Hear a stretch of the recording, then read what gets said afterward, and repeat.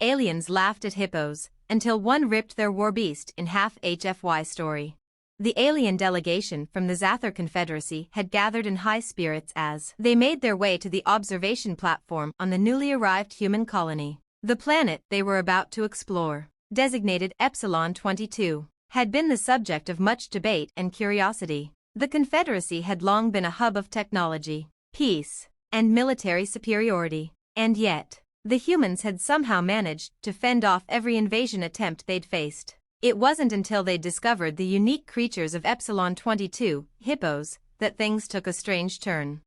These creatures, said Zathar, a tall, blue-skinned Zathar with a series of intricate markings on his face, are nothing special. They look like mere clumsy beasts, incapable of any meaningful threat. The delegation snickered. These were creatures they'd seen in primitive Earth archives, hippopotamuses, massive, lumbering, and seemingly slow. They appeared as nothing more than oversized water dwellers that humans seemed oddly fond of. The leader of the expedition, a younger Zathar named Jacques, folded his arms. We'll see about that, Zathar. Let's just watch for a while. And so they watched. At first, the hippos seemed harmless, bobbing in the water and grazing on the riverbanks. Their massive jaws were terrifying, but their movements were slow and uncoordinated.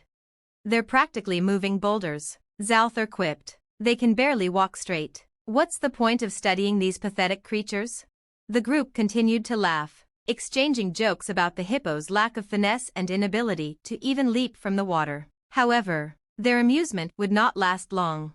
Unbeknownst to the Zathar, a larger, more dangerous creature, the Warbeast, had been stalking the area. The Warbeast was a relentless predator of the wild, built like a tank with thick armored plating and razor-sharp claws. It had a well-earned reputation for terrorizing the local fauna, and even the most ferocious animals gave it a wide berth.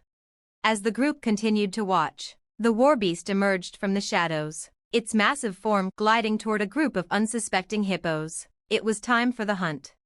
The hippos scattered, their clumsy movements taking them away from the water and onto land. But one particular hippo, larger than the rest, a true titan among its kind, had other plans. With a deep bellow, it charged, its massive body surging across the dirt. The Warbeast turned, locking eyes with the charging hippo, and in an instant, the predator's claws slashed across the air, aiming for the hippo's vulnerable side. The Zathar delegation stared in disbelief. They were used to watching battles between the strongest and the most dangerous, but they had never seen anything like this. The hippo's charge didn't slow. Instead, it met the Warbeast head-on, locking its jaws around the predator's neck and lifting it off the ground. For a brief moment, it looked as though the Warbeast would escape, but the hippo wasn't done. With a terrifying twist of its head, the hippo snapped the Warbeast in half. The sound of its spine cracking echoed across the field, and the Warbeast's howl of pain was cut short as the massive creature crumpled to the earth. The alien delegation fell silent. The hippo, bloodied, but undeterred, stood tall over its kill, a predator in its own right. It gave a defiant grunt, surveying its territory with a warrior's pride. Its thick skin, once seen as a weakness, had now proven to be an armor of unparalleled resilience. Zalthar's jaw dropped. By the stars, that creature just ripped it apart. Jacques, who had been confident in his earlier assessment, was now pale. I didn't expect that. It's stronger than any of us realized. The rest of the delegation was still frozen, their minds struggling to comprehend what had just happened. These were hippopotamuses, massive, slow, seemingly harmless. Yet here they were, capable of feats of strength and power that defied logic and alien expectations.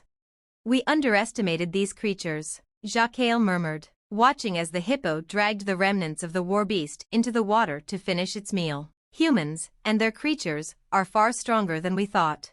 And in that moment, the delegation realized something they hadn't considered before. It wasn't just the humans who had surprised the universe. The very animals they considered a joke were capable of unspeakable violence and strength when pushed to their limits. The hippos, like their human companions, embodied the raw power and tenacity of a species that would not be easily subdued. For the first time in a long while, the Zathar Confederacy felt a hint of fear. This will be a much tougher conquest than we imagined, Jacques muttered to himself. These humans, and their animals, are not to be taken lightly. And as they departed the planet, the echo of that Warbeast's final scream still rang in their ears. They had learned one hard truth that day: humans and their creatures were not to be underestimated. Not by anyone. The Zather Confederacy wasn't known for making mistakes. Their empire stretched across countless worlds. Their armies were unstoppable, and their technology outclassed almost anything in the galaxy. But as the delegation departed from Epsilon 22, something had shifted within them. What had once seemed like a simple conquest was now something much more complex. They had underestimated not just the humans, but their ecosystem, particularly the animals they had domesticated and relied on. A few weeks later, a new mission was scheduled for the Zather Warfleet, this time a full-scale invasion of Earth itself. The Confederacy had decided it would be better to deal with the humans directly. Now that the Hippos had proven just how dangerous their wildlife could be, no longer would they send small scouting parties or lightly equipped forces. They would bring all their might, confident that nothing short of full annihilation would do.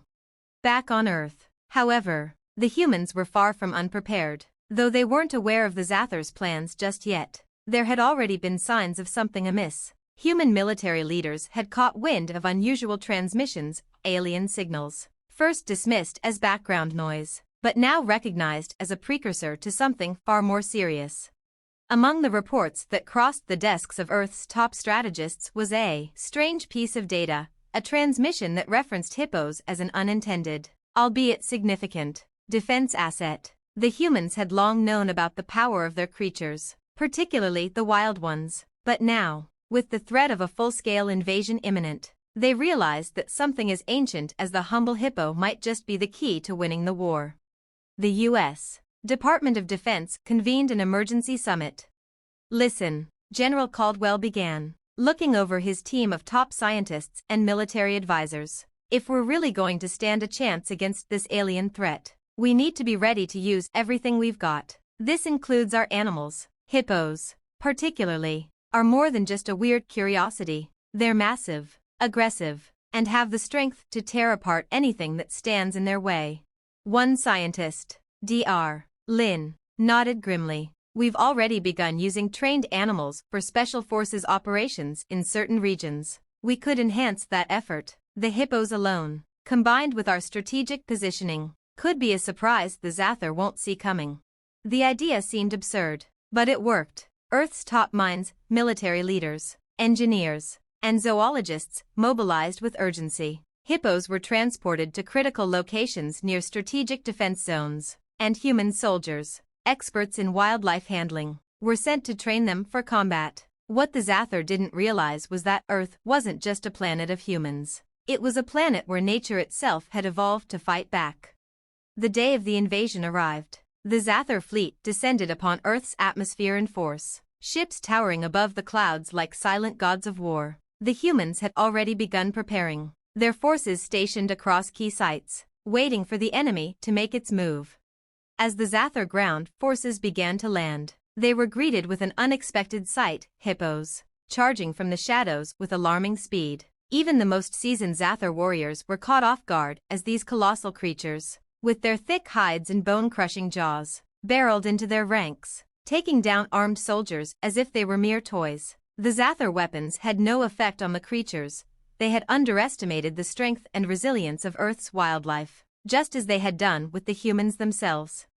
It was chaos. Hippos flanked the alien soldiers from all sides, their massive jaws locking around armor and tearing it apart like paper. The Zather found themselves retreating, stunned by the ferocity of a creature they thought was nothing more than an oversized grazing animal. It wasn't just the hippos, they weren't alone. Other creatures, carefully integrated into Earth's defensive efforts, joined the fray, from elephants to bison, all trained and deployed for this very moment.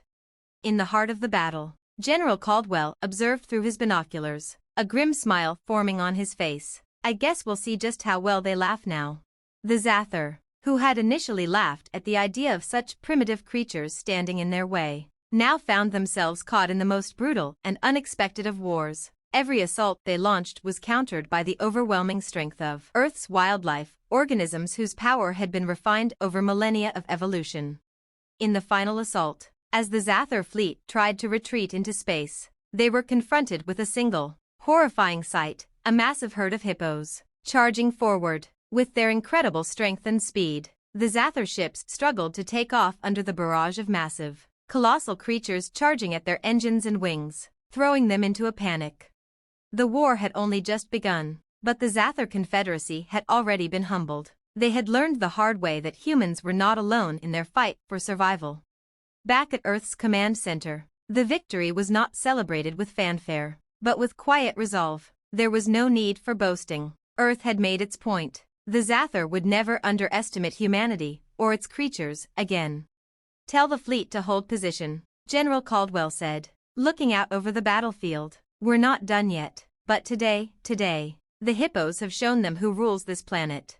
The battle was far from over, but Earth had delivered its message loud and clear. Underestimating humanity, and the power of its creatures, was a mistake that no alien force would make again. The Zather would have to learn the true meaning of HFY. The Zather had made the grave error of assuming that their superior technology and military might could crush the humans and their strange, seemingly weak creatures, but they were wrong. The Earth's ecosystem had fought back with an intensity no one had predicted. As the battle waged on, the Zather forces found themselves struggling not only with human ingenuity but also with the wild beasts they had once considered nothing more than primitive, cumbersome animals. Earth had discovered something in that fateful battle, the true power of nature, harnessed and amplified by the human will to survive. And while the Zather regrouped, licking their wounds and reconsidering their strategies, Earth's leaders understood that their victory was far from assured. The Zather were relentless, and their forces were vast. Yet, they hadn't truly seen what the humans had prepared for them. The war was only beginning. Back in Earth's command centers, the world's greatest minds worked day and night. The success with the Hippos had sparked an idea, a new path forward, one that blended human strategy with the raw power of the planet's animals. The next phase of humanity's defense was no longer about just fighting. It was about forging alliances with nature itself. General Caldwell met with his top scientists and strategists in a secure war room. "If we're going to win this war, we need more than just brute force. We need coordination. We need unity between our forces and the natural world. Every animal that fought beside us, every creature that helped us defeat the Zather, they're our allies now." Dr. Lin, now one of the primary strategists for Earth's defense, nodded. "We've already begun deploying specialized teams that have successfully integrated wildlife into combat scenarios. But we need to take it further. We need to map out the ecosystems. We need to understand how to use them to their maximum potential." The solution came quickly. It wasn't just the hippos, elephants, or bison. It was the full range of Earth's biodiversity. And, more importantly, the humans who understood these creatures' behavior, habitats, and instincts. It was time to leverage the wild power of the planet in a way the Zather could never anticipate. The first full-scale offensive came when the Zather, still recovering from their initial defeat, attempted to deploy a massive strike force on Earth's western coast. They descended in large numbers, expecting an easy victory. What they didn't count on was the sudden, simultaneous charge of every apex predator across the continent. Lions, tigers, bears, wolves, all had been trained to strike at key points, coordinated to an uncanny degree with human military units. The Zather forces found themselves surrounded and outmaneuvered, each of their advanced weapons systems ineffective against the primal fury unleashed by the earthbound predators. But it wasn't just the animals that made a difference, it was the people. Soldiers, hunters, and scientists had worked tirelessly, studying the behavior of the creatures, learning to communicate with them through methods of training and subtle understanding. It was no longer about a single soldier or a single animal. It was about a collective force. The humans had figured it out. The Zather had underestimated them. They had underestimated everything on Earth.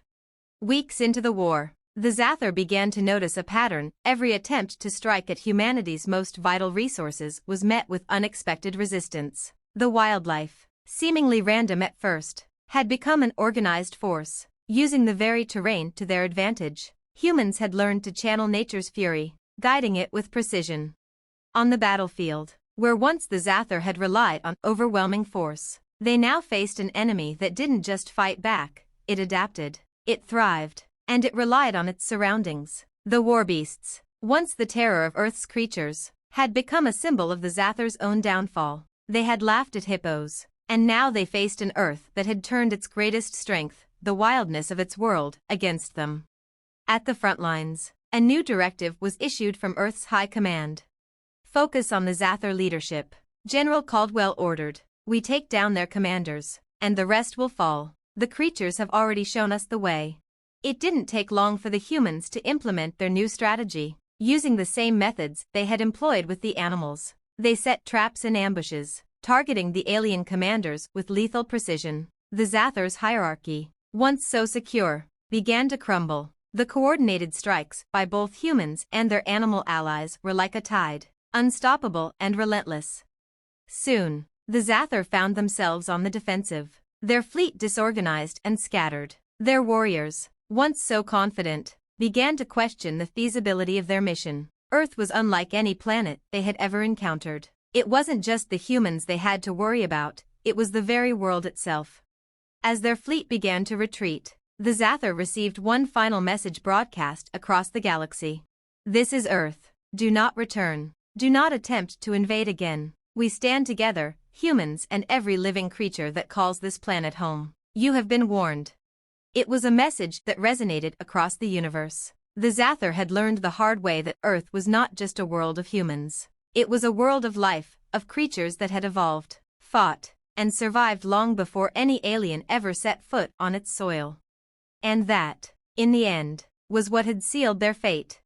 The Zathar Confederacy would never invade Earth again. The galaxy would now know what the humans and their planet were capable of. And the next time an alien force thought to laugh at Earth's primitive creatures, they would remember the Battle of Epsilon 22.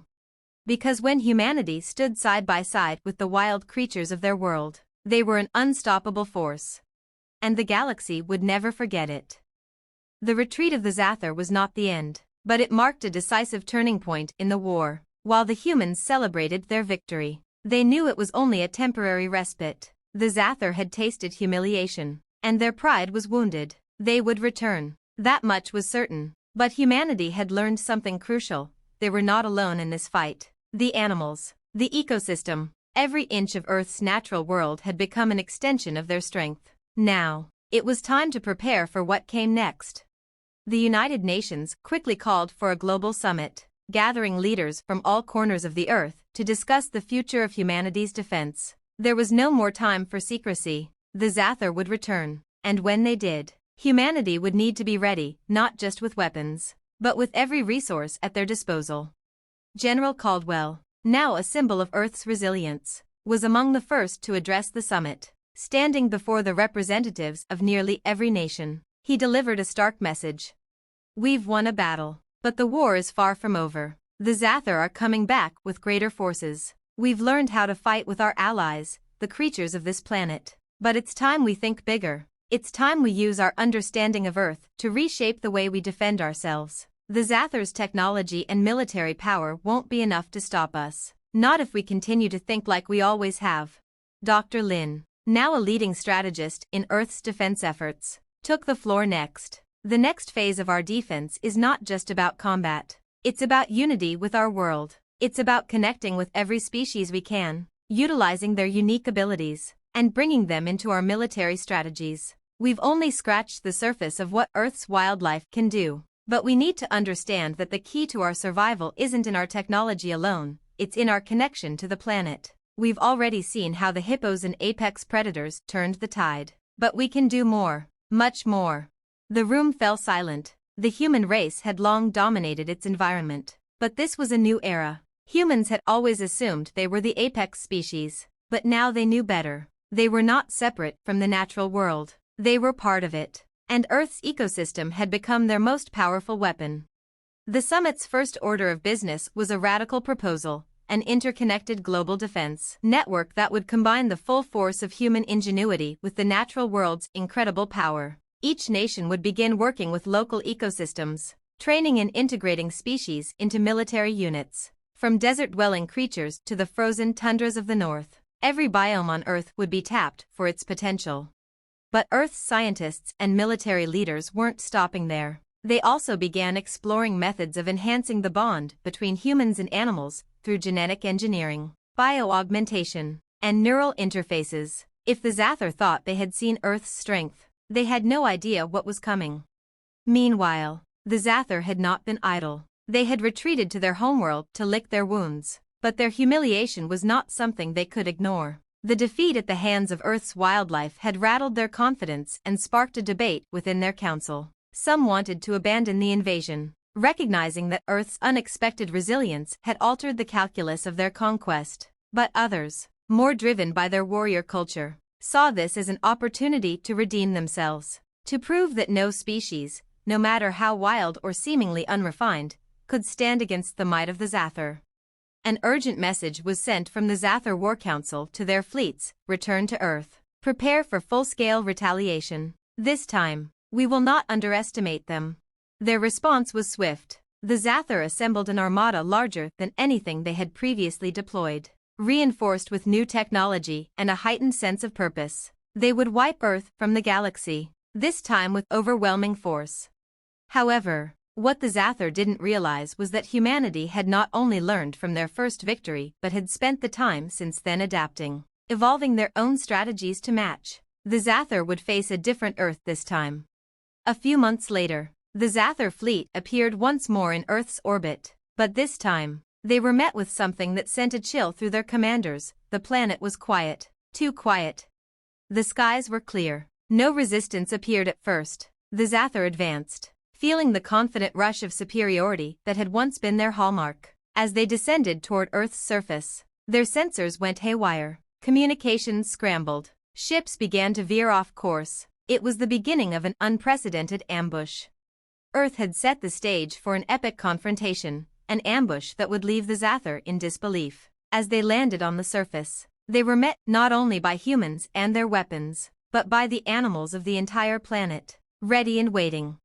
Every creature from every biome had been trained and integrated into the global defense, from the jungles of South America to the savannas of Africa, from the frozen north to the bustling cities of Asia. Humanity and Earth's animals moved together with purpose. The hippos were no longer alone. Elephants, gorillas, wolves, even birds of prey, every species was fighting side by side with humans, armed and ready for battle. Some animals had been enhanced with technology, augmenting their natural abilities, while others had been linked directly to human military forces through neural interfaces that allowed for synchronized actions and split-second decision-making.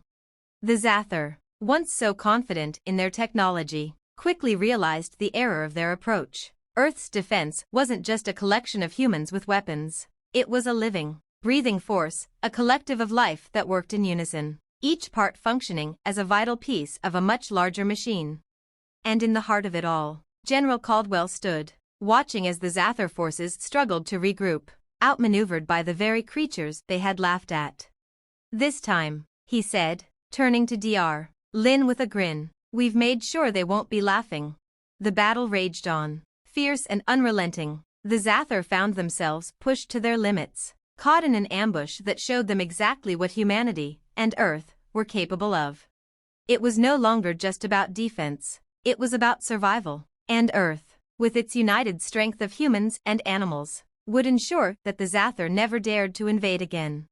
And so, the Zather learned one final truth: they had not just underestimated the humans, they had underestimated Earth itself.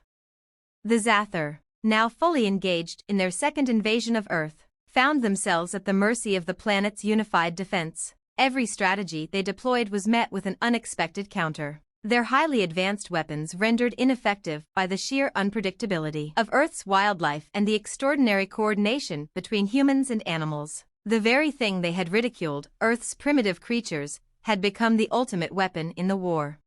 The Zather were not just losing a battle. They were facing an existential defeat, one that would alter the course of their empire forever. As the battle raged across Earth's surface, their war fleet, which had initially descended with supreme confidence, now faced crippling damage. Zather ships, while technologically superior, could not cope with the combined forces of human ingenuity and Earth's biological diversity. The bio-augmented animals, using neural interfaces with human operatives, launched coordinated attacks. flanking the Zather positions in ways that no alien force had ever been taught to anticipate. The human forces moved fluidly, using the environment to their advantage, while the animals, hippos, elephants, wolves, and even sharks deployed in coastal waters, became living siege weapons. Back at Earth's command center, General Caldwell watched the chaos unfold on the live feed. His expression was grim, but there was a hint of triumph in his eyes. Earth had proved something no one had thought possible. It was not the technology, the weapons, or the advanced tactics that won the war. It was humanity's deep, intrinsic connection to the natural world that had turned the tide. The Zather may have outclassed them technologically, but they had underestimated a single, crucial thing: Earth's ecosystems. The Zather have already begun pulling back from the main assault areas, Dr. Lin reported, tapping furiously at her console. They're losing ground faster than expected, but they won't give up so easily. They'll try to regroup. We don't give them that chance, Caldwell replied. We take the fight to them. Now's our opportunity to end this once and for all. The next phase of the battle was one of unprecedented scale. A coordinated global assault began, leveraging the full extent of humanity's understanding of their planet's ecosystems. They didn't just defend the land anymore, they pushed forward, sending a message to the Zather that Earth was not simply a passive, defenseless planet, but a living fortress. In the Arctic, human soldiers and genetically enhanced polar bears moved swiftly through the snow, overrunning Zather positions. In the Amazon, jaguars and capybaras, led by specially trained operatives, ambushed Zather supply lines. The hippos, now deployed in the swamps and marshes, tore apart enemy tanks with terrifying efficiency. The Zather quickly realized they were no longer fighting just humans. They were fighting the very planet itself. By the time the Zather attempted to re-establish a defensive line, it was already too late. Earth's forces, human and animal, had driven them back to the outskirts of major cities, cutting off their retreat paths. With no means of regrouping, the Zather commanders began to panic. We're being overwhelmed, one of their generals reported, his voice trembling. The animals, they're everywhere. We can't fight them all. The Zather were desperate. They called for reinforcements, but their fleet was scattered and damaged. They had underestimated the wild power of Earth and humanity's deep understanding of it. The alien invaders were caught in a trap, a war of attrition they could not win. Then came the final blow: Earth's global defense network, now fully integrated with the neural interface systems, activated the ultimate strategy, a biological pulse that synchronized all Earth's lifeforms for one massive, coordinated strike. The animals, the humans, the very land itself responded in unison. Massive herds of buffalo, packs of wolves, swarms of insects, and countless other creatures all moved as one, overwhelming the Zather forces. The Zather found themselves trapped in a world that had become a weapon. Every aspect of it turned against them. As the Zather began their retreat, their once proud war fleet was surrounded by Earth's final counterattack, a united front led by humanity's most advanced military units and supported by Earth's creatures. The final assault was swift, pushing the Zather into space. Their ships, battered and destroyed, fled the atmosphere. But the message was clear: Earth had won.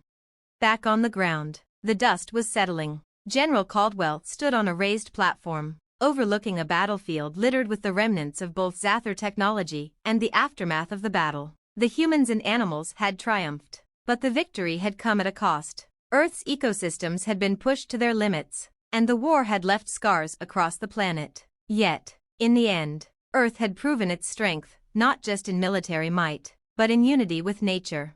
We did it, Dr. Lin said, her voice filled with a mix of exhaustion and relief. We stopped them. General Caldwell nodded. Not just us. We couldn't have done it without every living thing on this planet. It was the animals, the land, the oceans, they all fought for us. And we fought for them. That's what makes us stronger than anything they had. The victory had solidified what Earth had always known, but had never fully understood until now. Humanity was part of something far greater than itself. Earth was not just a place to be inhabited. It was a partner in the fight for survival. The Zather had learned that the hard way. As the final remnants of the Zather fleet vanished into the depths of space, the leaders of Earth began to turn their attention to rebuilding. But this time, it would be different. The bond between humans and their planet would never again be taken for granted. And far beyond the stars, across the galaxies, the Zathar Confederacy knew one undeniable truth: Earth, with its humans and its wild creatures, was a force unlike any other. They had been defeated, and the universe would remember it. No one would ever laugh at Earth again. The aftermath of the Zathar's defeat marked a profound shift not only for Earth but for the entire galaxy. For centuries, Earth had been seen as a backwater, a planet teeming with primitive life, full of potential but largely ignored by more advanced civilizations. The Zathar had come to Earth thinking they could crush humanity in a matter of weeks, only to find themselves outmatched by a force they had underestimated: Earth itself. As the Earth's leaders began the long process of rebuilding, they realized that the victory over the Zathar was not just a military triumph. It was a statement, an awakening. Earth had become a symbol, a beacon of resilience to the rest of the universe. Humanity's unity with the planet's natural world had proven to be a powerful defense, and now it was time to ensure that no one, not even the most advanced civilizations, would ever take Earth's position in the cosmos for granted again. The United Nations established the Earth Defense Coalition, an interspecies alliance dedicated to the protection of Earth's sovereignty and ecosystem. While humanity had long been the dominant species on the planet, they now acknowledged that they were only one part of a vast, interconnected system. The coalition wasn't just about military might, it was a fusion of human knowledge, animal behavior, and ecological understanding, and it stretched across the globe. Under the leadership of General Caldwell, Earth's forces began to prepare for the future. The lessons learned during the war with the Zathar were integrated into a new philosophy of defense, one that embraced the planet's lifeforms as active participants in safeguarding Earth's future.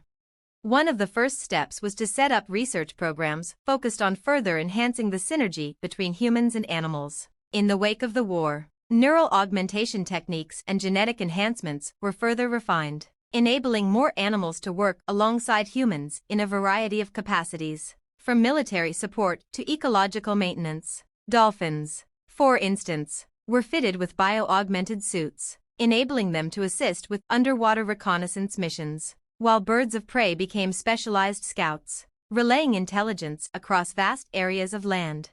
The government also initiated global conservation programs to ensure the balance between human civilization and Earth's natural ecosystems was preserved. With the rise of Earth's newfound prominence, there came an increased responsibility to protect the planet's environment, knowing now that it was the foundation of their very survival. However, as Earth's defenses grew, so too did its awareness of the larger galactic community. With the Zathar driven back, and their armada scattered, the galaxy began to take notice of Earth's unexpected victory. Alien species, once indifferent or hostile to Earth, now viewed humanity with newfound respect, though some were wary of the power Earth had demonstrated. Intergalactic ambassadors arrived, representatives from civilizations eager to learn from Earth's success or, in some cases, to test Earth's defenses for themselves. The Earth Defense Coalition's first true diplomatic challenge arrived in the form of the Morat hegemony, a race of towering, six-armed beings whose technological advancements far surpassed that of the Zathar. The Morat had long been observers of Earth, noting its strange resilience and the unexpected ways in which Earth's creatures had thwarted the Zathar. While they were not as eager to invade as the Zathar had been, the Morat saw potential in Earth's newfound strength. They sought to understand how humanity had so quickly integrated its wildlife into warfare and survival. A summit was called Earth's Representatives, led by General Caldwell and Dr. Lin, gathered in a vast chamber on the moon's surface, where they would meet the Morat delegation for the first time. "We know what you are capable of," a Morat elder spoke, his deep voice resonating through the chamber. "The Zathar are no more, and now we see the strength of your alliance with the beasts of your world. But we have no interest in conflict. We wish to learn, to understand." Dr. Lin stepped forward, her voice calm but firm. "You're right to be curious. Earth's strength comes from its balance with nature, not just our technology, but in understanding that every creature on this planet plays a role in its survival. We've learned to live in harmony with the world around us, not to dominate it. If we are to work with you, it will be as partners, not as conquerors." The Morat elder paused, and for the first time, His 6 eyes narrowed in contemplation. The Morat had been a species of dominance, always seeking to expand their empire. But Earth's new approach was something foreign to them, something that intrigued them. "We would be fools not to recognize the power of your unity," the Morat elder admitted. "Perhaps there is much we can learn from your approach. But be warned, Earth, there are others in the galaxy who are not as peaceable as we are. You may have beaten the Zather, but others will come." General Caldwell stepped forward, his expression hardening with resolve. "We've already proven we can defend ourselves, but we've also learned something vital, that the fight is not just about force. It's about our connection to the Earth and every living thing on it. If others seek to challenge us, they'll need more than weapons. They'll need to understand what it means to fight alongside nature." The Morat delegation seemed to consider this, and after a long silence, they nodded. "We shall see," the elder said, a hint of respect in his voice. "But you have our word. The Morat will not interfere in Earth's future. Instead, we will learn from it." As the summit concluded, the representatives of Earth watched the Morat ships depart, their massive forms retreating into the stars. The future of Earth was uncertain, but one thing was clear: Earth was no longer the isolated, underestimated world it had once been. Its victory over the Zather had sent ripples through the galaxy, and the message was heard loud and clear. Earth was not just a planet to be conquered, it was a force to be reckoned with. In the years that followed, Earth's role in the galaxy shifted dramatically. No longer seen as a vulnerable planet, humanity became a central figure in intergalactic diplomacy and defense. Earth's unique philosophy of coexistence with nature sparked interest among other civilizations, some of whom sought to learn from humanity's example, while others sought to test their own strength against the Earth's formidable defenses. But Earth remained undeterred, its bond with the planet and its creatures unbreakable. The Zather had learned the hard way, and as new threats emerged, humanity knew that as long as they stood united with Earth's creatures, they would never again be an easy target. The universe had learned an invaluable lesson. Underestimate Earth at your own peril.